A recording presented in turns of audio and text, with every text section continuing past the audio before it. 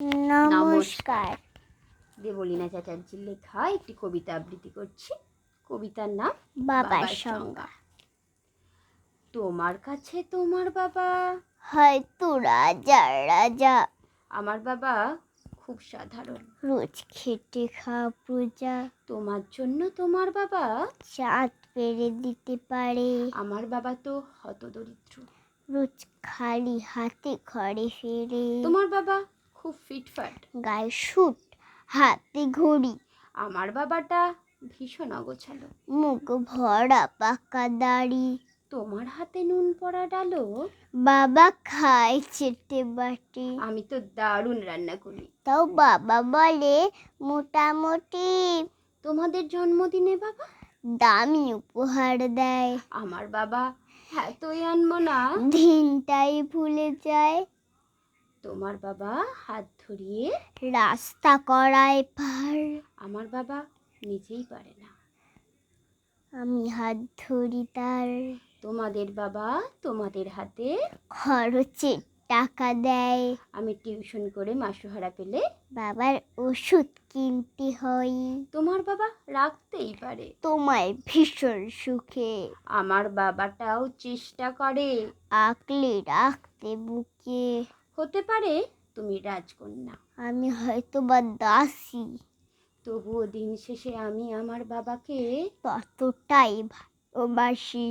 তোমরা বাবার যে সংজ্ঞা দাও সারা ফেসবুক জুড়ে ওই চিরাচরিত বাবার উপমা আমাকে বড় বিরক্ত করে।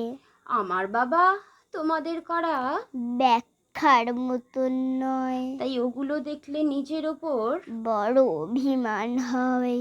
তোমাদের বাবা নিজে না খেয়ে তোমাদের মুখে ধরে, এদিকে আমার জন্য তুলে রাখা লিচু বাবা খেয়ে নেয় চুরি করে। বোঝেই না উনি অত শত কথা, ভীষণ সরল জানো, তাই তো এমন জটিল সমাজে ভীষণ বেমানানো। শাসন যদিও করে না তেমন, খুব খুঁত ধরে, অথচ বন্ধু মহলে আমার পিছনে আমারই তারিফ করে। আমি নিজেও ওনাকে বোকাঝোকা করি, ভুল করলে অকস্মাৎ আবার কি ওনার দিকে আঙুল তুললে ভাঙতে পারি সে হাত। বাবা পরীক্ষার আগে সংশয়ে বলে পাশ করবি তো বল, রেজাল্ট বেরোলে ভালো ফল হলে বাবার দু চোখেই জল। কিছুই করি না তবুও আমায় সারাদিন ধরে বকে, কিন্তু যখন সবাই বিরূপ ঠিক তখনই পাশে থাকে। যে বলে খালি আমার দ্বারা কিছুই হবে না নাকি, তাকেই আমি আমার সাফল্যে দামামা বাজাতে দেখি। সবচেয়ে বেশি অশান্তি করি যেই লোকটির সাথে আমার বিয়ের পাকা কথা হলে সেই হাউ মাউ করে কাঁদে, অথচ যখন জিজ্ঞেস করি পারবে থাকতে ছেড়ে, উত্তরে বলে বিদায় হয়তো বাঁচবো হাত পা ছেড়ে। অনুতাপ ঝমে বুকের গহনে, অভিমান জন্মায় সময়ের সাথে সাথে, যদিও সে বরফ গলে যায়।